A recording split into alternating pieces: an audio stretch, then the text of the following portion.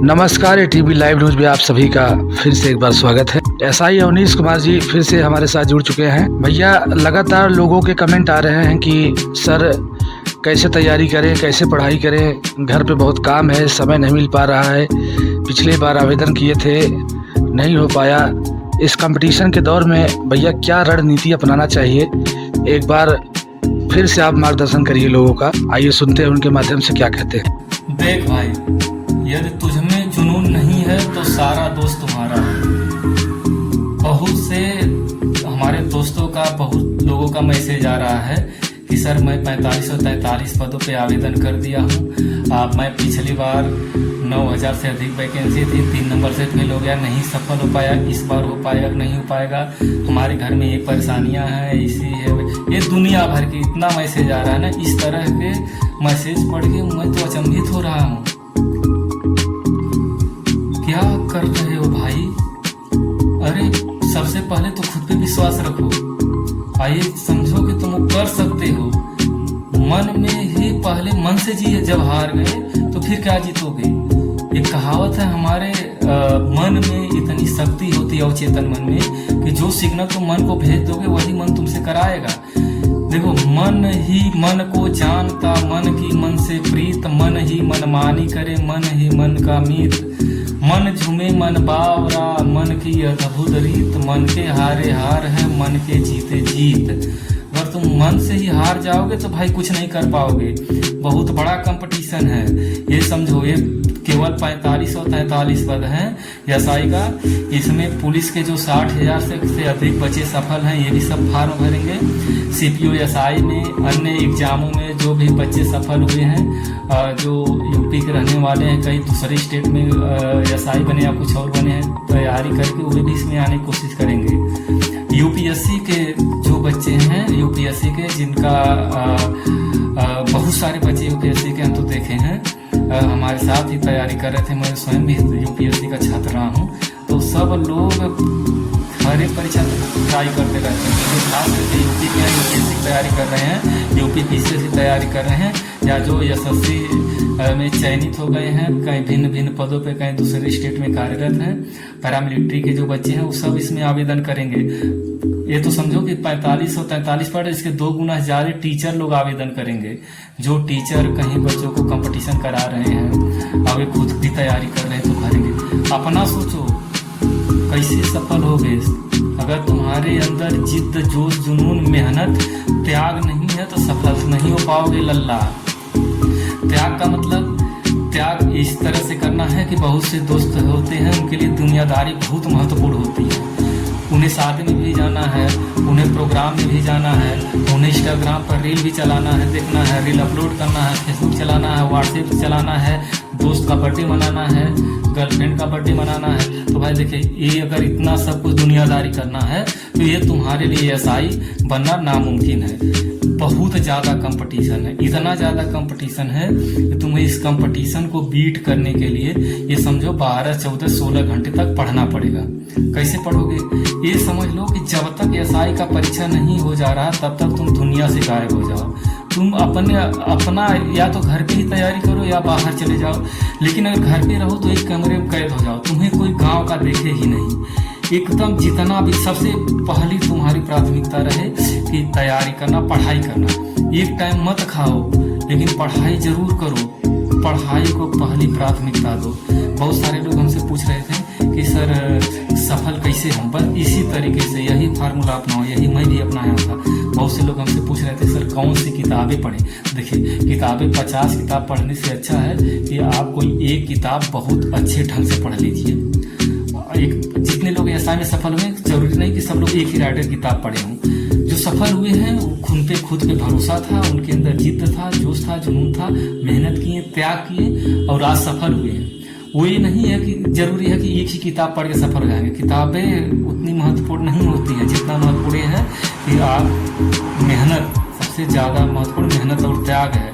अगर आप में जी जोश जुनून है, आप मेहनत और त्याग कर रहे हैं तो सफल जरूर होंगे, 100% होंगे। आपको सफल होने से कोई भी दुनिया की ताकत रोक नहीं सकती, बस आपने फेक पढ़ाई नहीं करनी। फेक पढ़ाई का मतलब कितने लोगों के गार्जियन का दबाव रहता है तो गार्जियन को दिखाने के लिए पढ़ने चले जाते हैं, और गार्जियन के दबाव में आकर के वो पढ़ाई करते फार्म भर देते हैं, तो ये लड़के तो कभी नहीं सफल होंगे।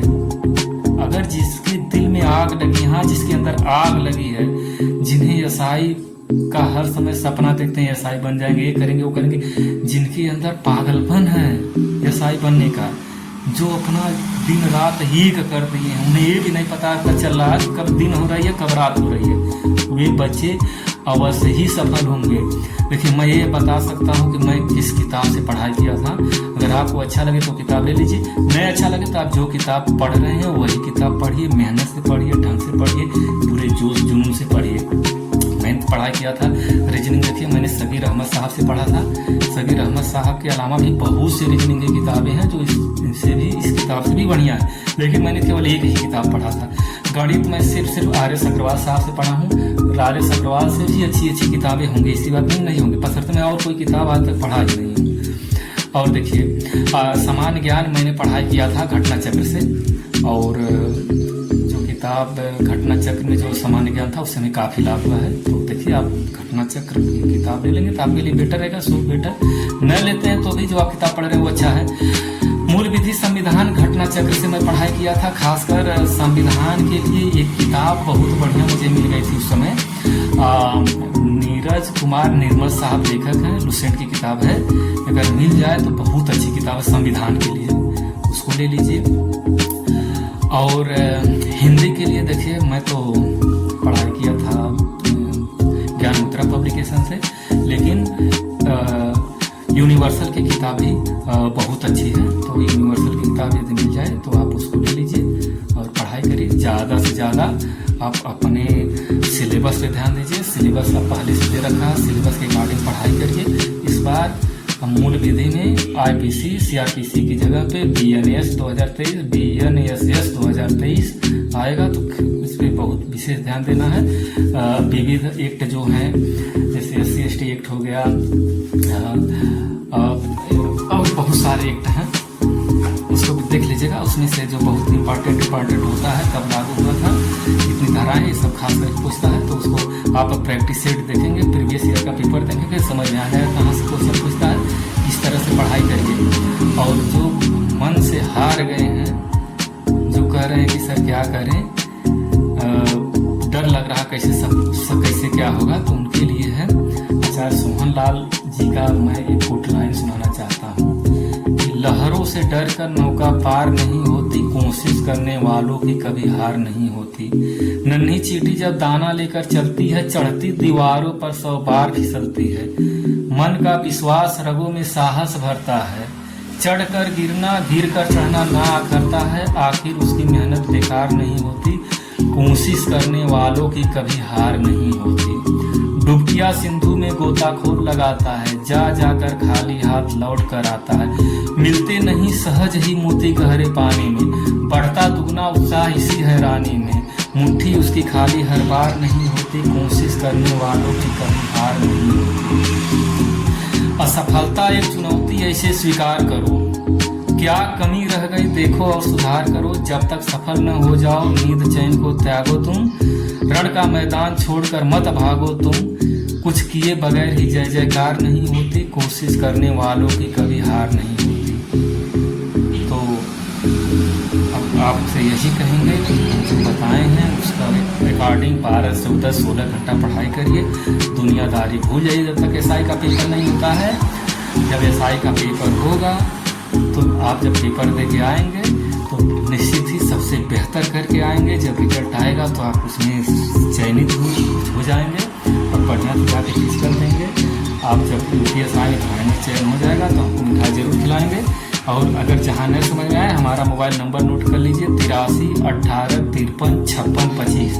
व्यस्तता ज़्यादा रहती है, फ़ोन कम करिएगा, व्हाट्सएप पे मैसेज कर दीजिएगा, मैं आपका मैसेज देख लूँगा। जैसे ही मुझे समय मिलेगा मैं कॉल कर दूँगा या तो वीडियो बना करके वहाँ को अपलोड कर दूँगा यूट्यूब पे भी और फेसबुक